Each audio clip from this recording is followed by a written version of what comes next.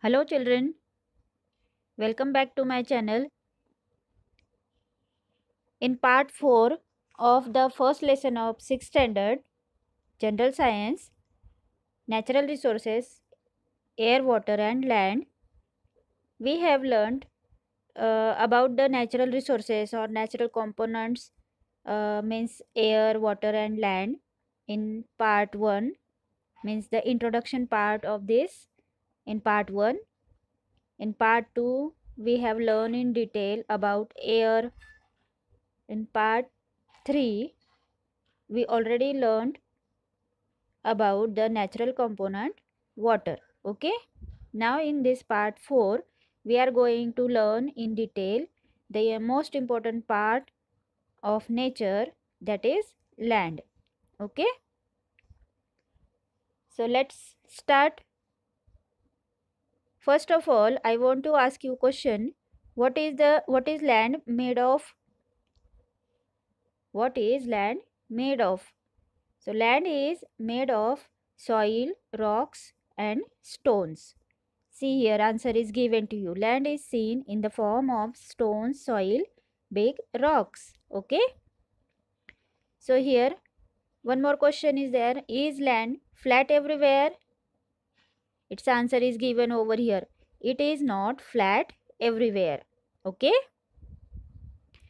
What do you see on land is asked over here. So, what we are going to see on land means mountains, valleys, rivers, oceans can be seen on the land. Again, in urban regions, we can see buildings and other constructions, bridges, roads, etc. Okay. And in rural areas, what we see farms, orchards, and some tree covers. Okay. Again, does man produce soil or land? So, man can artificially also produce land by reclamation process. Got it everyone? What has man created on the land? So, man has created different types of shelters, roads for transport and agricultural farms on the land. Okay children? Now what has man created on land? That I told you before also.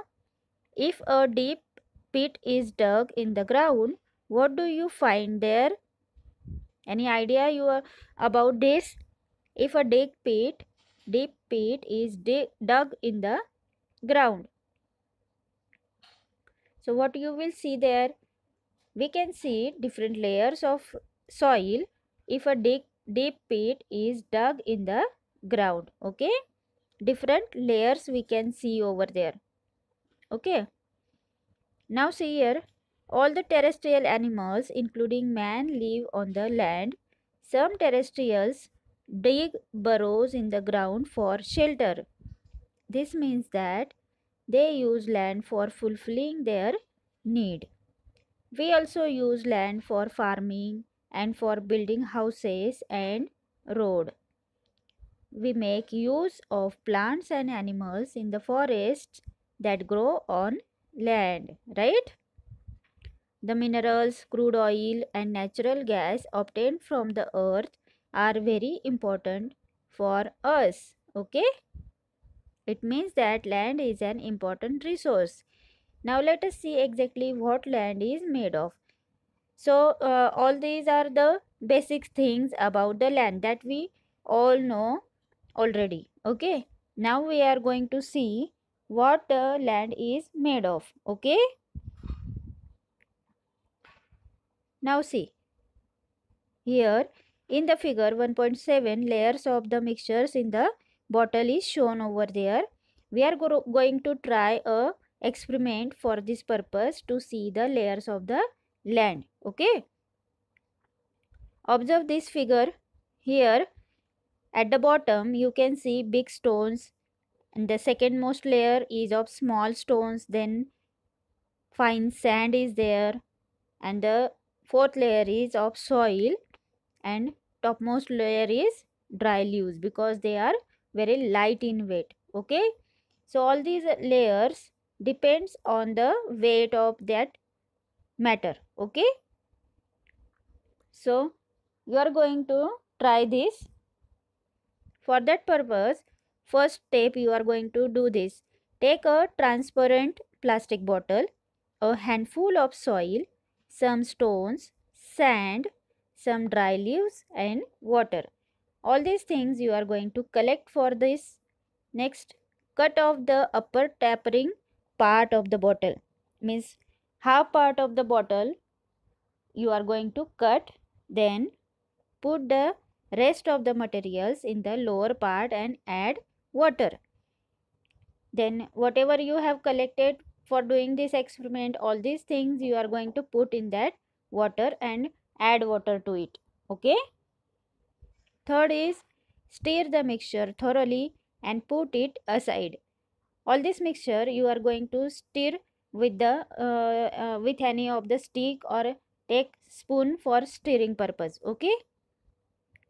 Observe it the next day and answer. Okay, so what observations you will do? How does the mixture in the bottle look now?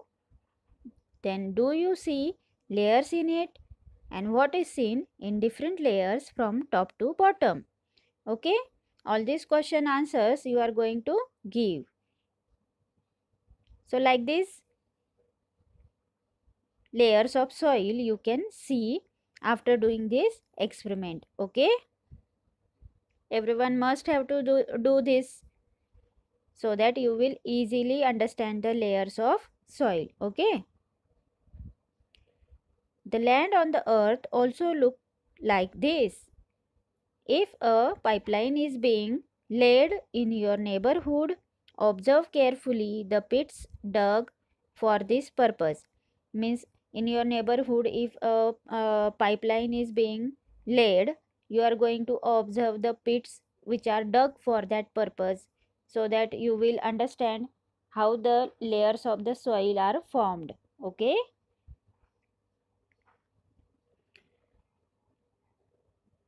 If the land has mature soil, the topmost layer is formed by the decomposition of the remains of plants and animals, and this layer is called as humus.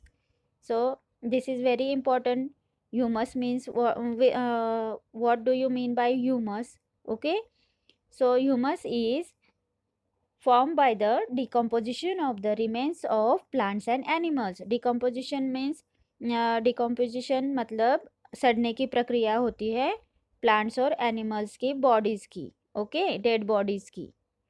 And it forms a layer of humus. Okay, everyone observe this figure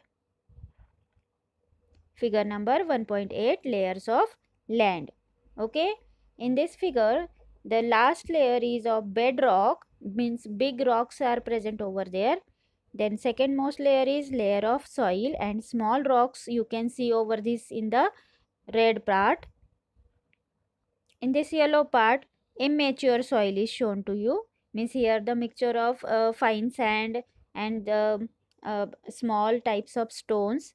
Then here soil, layer of soil is shown to you by this black color, and the uppermost part is of the humus. Okay, so now only I told you what do you mean by humus.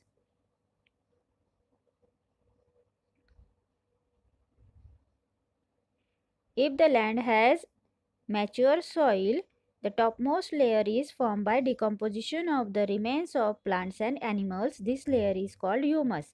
So, got children, what do you mean by humus? Again, I will tell you that the decomposition of the remains of the plants and animal is called as humus. Okay, it is usually found in dense forest. This layer is usually found in the dense forest because there is lots of dry leaves, and again the dead bodies of the animals are also, they are decaying and decomposing and forms the humus layer. Okay, the land below this is full of sand, soil, small stones, worms and insects. Okay, soil and pieces of bedrock are found below this layer of land. Again, what you will find below that layer? Soil and pieces of bedrocks. Okay, this soil is immature soil. Further below this layer, the proportion of soil decreases and that of rock increases, and below that immature soil, the proportion of soil is decreasing and proportion of rocks is increasing. Okay, this is the layer of bedrock. Okay, उसको हम क्या बोलते हैं? bedrock. The main mineral in the soil are derived from these rocks. Soil में जो हमें mineral मिलते हैं वो कहाँ से मिलते हैं? From this rocks only. This is that is why soil in different regions is different. अलग अलग रीजन्स में हमें अलग अलग तरह की सॉइल इसी वजह से हमें मिलती है. The colour and texture of the soil are both determined by the bedrock. Soil का जो कलर होता है वो किसकी वजह से होता है? कलर होता है, उसका टेक्सचर होता है, नेचर ऑफ सॉइल होता है, is because of the bedrock only. Understood? Everyone got this, children? Now see the process of soil formation. We will learn here in detail. Okay? How the soil will form. The soil on the land is formed by natural process. Soil बनने की जो प्रक्रिया होती है ज़मीन के ऊपर वो एक नेचुरल प्रोसेस होती है. Okay, the abiotic components of soil are supplied through the weathering of the bedrock due to the heat, cold and water of the sun, wind and rain respectively. The bedrock breaks down into pieces. Stones, sand and soil are formed from these pieces. Means what, dear children? The abiotic components means non-living components of the soil are supplied through the weathering of the bedrock. weathering मतलब सन की heat की वजह से, rain की वजह से और wind की वजह से जो हीट मिलती है, कोल्ड मिलता है या वाटर मिलता है उस रॉक को, उसकी वजह से उसका इरोजन होता है और उस वजह से क्या होता है? सॉइल फॉर्म होती है. Okay, the bedrock breaks down into pieces due to all these things. Understood? Microbes, worms and insects are found among them. और उनके बीच में हमें और क्या मिलता है? उसमें हमें माइक्रोब्स मिलते हैं, वर्म्स मिलते हैं और इंसेक्ट्स भी मिलते हैं. Rodents like mice and rats are also found here. The roots of the trees growing on the land also help weathering of the rock. Trees के जो बड़े बड़े ट्रीज़ के जो रूट्स होते हैं उसकी वजह से भी रॉक्स का वेदरिंग होता है, मतलब उसका इरोजन होता है या फिर रॉक जो होते हैं वो ब्रेक डाउन होते हैं पीसेस में. Okay, the process of soil formation is slow and continuous. Big stone का छोटे छोटे रॉक्स में कन्वर्ट होना या फिर उसका ब्रेक डाउन होना into fine pieces, it is a very slow and continuous process. It takes about 1,000 years for a 2.5 centimeter thick layer of mature soil to form. मतलब एक बड़े रॉक से सॉइल, मैच्योर सॉइल बनने में कितना time लगता है? 1,000 years. और कितना सेंटीमीटर थिक लेयर बनने के लिए इतना टाइम लगता है? Only 2.5 centimetre thick layer soil का बनने के लिए thousands of years लगते हैं. Understood, children?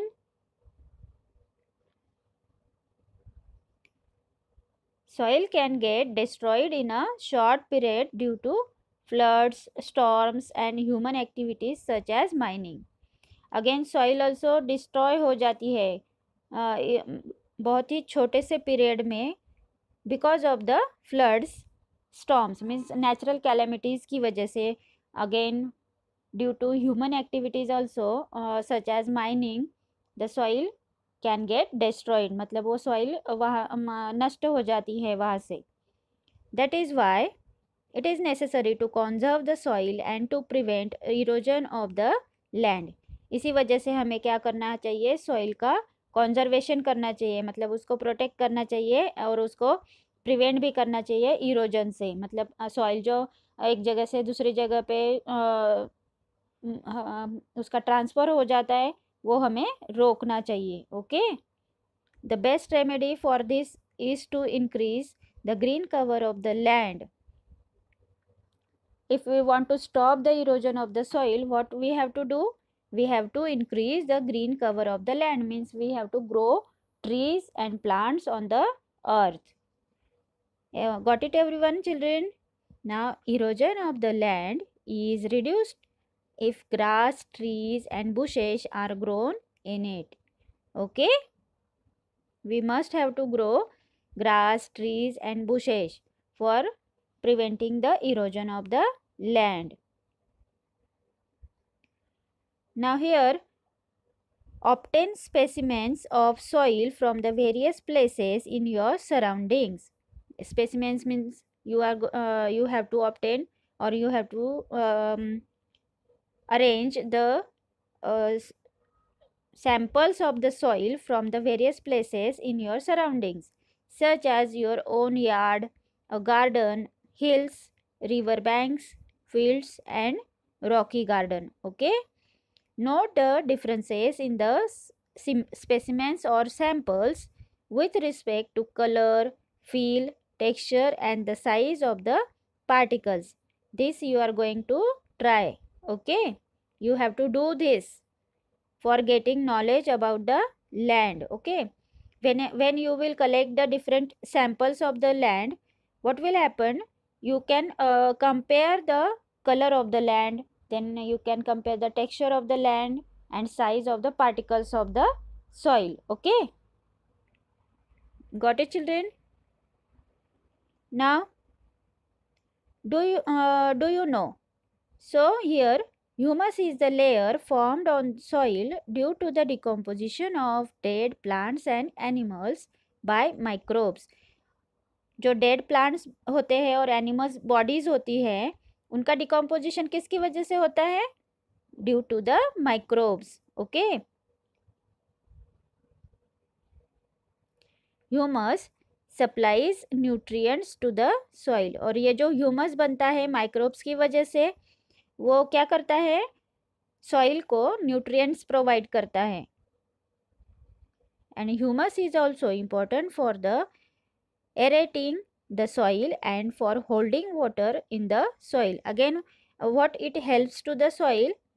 For holding water and again aerating, मतलब उसमें एयर होनी चाहिए ना सॉइल के अंदर भी, तो एयर का जो बहाव होता है वो वहाँ पर ह्यूमस की वजह से रहता है. Again for holding the water, पानी उसमें एब्सॉर्ब होता है. Again the texture of the soil will increase due to the humus. The proportion of the humus in the upper layer of good fertile soil is about 33% to 50%. Means this much percentage is there in the soil, then that soil will be good fertile soil. Okay. Now here, use your brain power. One question is asked to you. What are the constituents of the soil and classify them as biotic and abiotic constituents. So, you have learned about the constituents of the soil. What are the constituents of the soil? The particles of the soil, sand, rocks and stones, etc. are the abiotic constituents of the soil. Okay? All these are non-living constituents. That's why we are calling it as abiotic constituents. And the biotic constituents are microbes, bacteria, unicellular protozoans, fungi, algae and small insects like ants, termites, worms, centipedes and millipedes, again earthworm, etc. All these are living organisms. That's why they are called as biotic components. Okay, children? Here I told you about the constituents of the soil also. Again, we have classified the organisms into biotic and abiotic components also. Okay.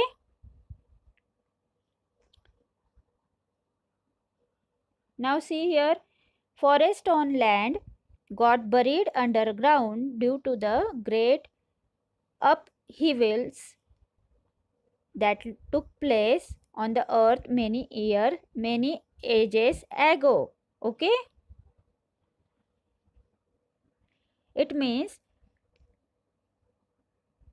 very many years ago what happened, there are some natural calamities happened such as earthquake, flood, and because of all these things, forest on the lands got buried under the ground. Okay, after that the process of formation of fossil fuels from the remains of the living things took place underground. मतलब जमीन के अंदर क्या हुआ फिर, वो जो plants और एनिमल्स की जो बॉडीज दब गई थी उनसे क्या हुआ, फॉसिल फ्यूल्स का फॉर्मेशन फॉर्म हो गया. Okay, we get fuels like petrol, diesel, kerosene, paraffin and other useful materials like tar and wax from the fossil fuel called crude oil. और जो फॉसिल फ्यूल्स है वो हमें कौन सी फॉर्म में मिले हैं, क्रूड ऑयल. और क्रूड ऑयल से हमने पेट्रोल सेपरेट किया है, डीजल, केरोसिन, पैराफिन जैसे जो फ्यूल्स है वो सब हमने उससे ऑब्टेन किए हैं. Okay, isn't it children?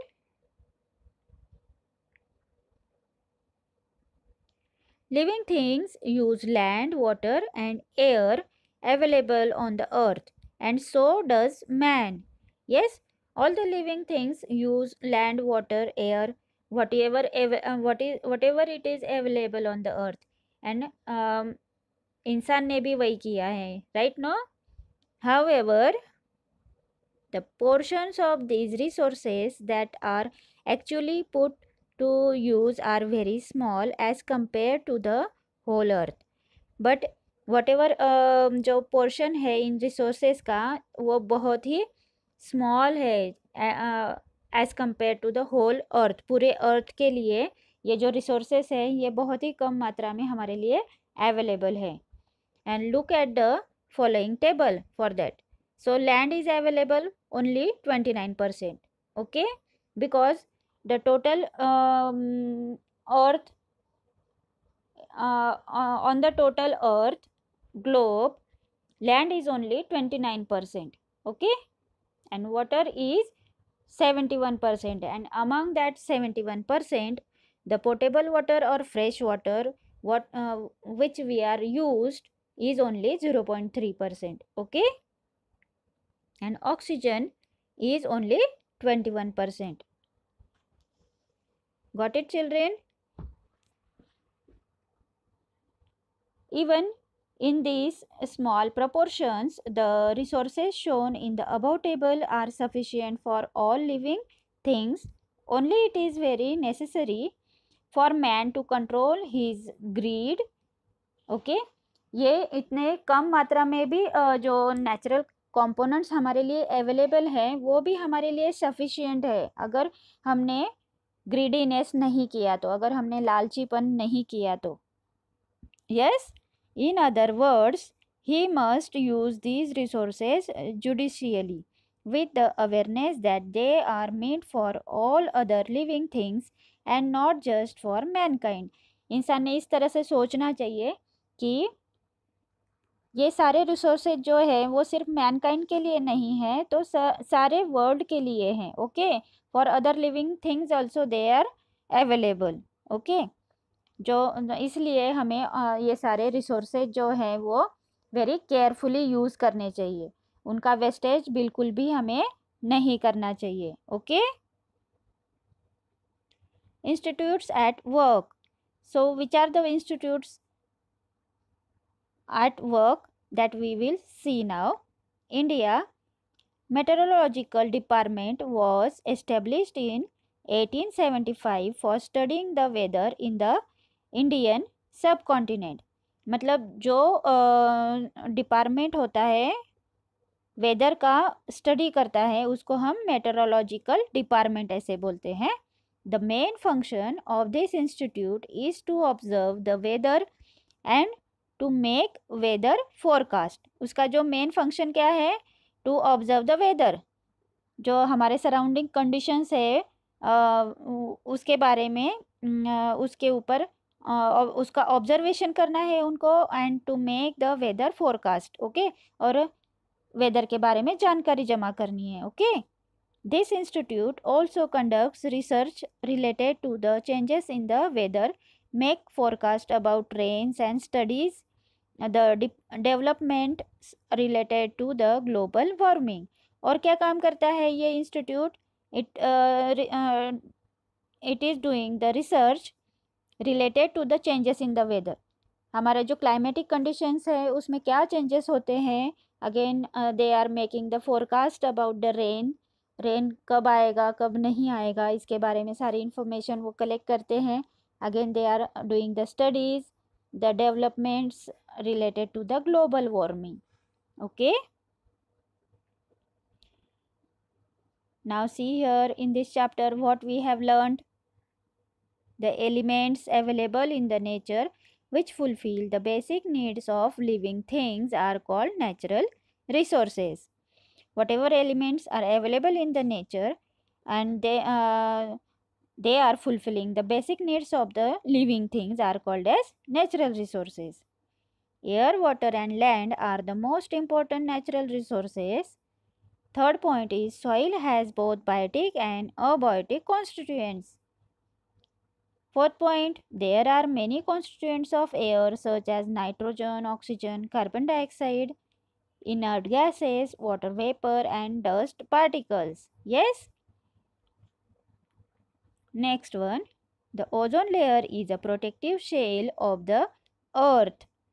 And last point is to remember is natural resources should be used carefully and sparingly, means very carefully and without wasting you are going to use the natural resources.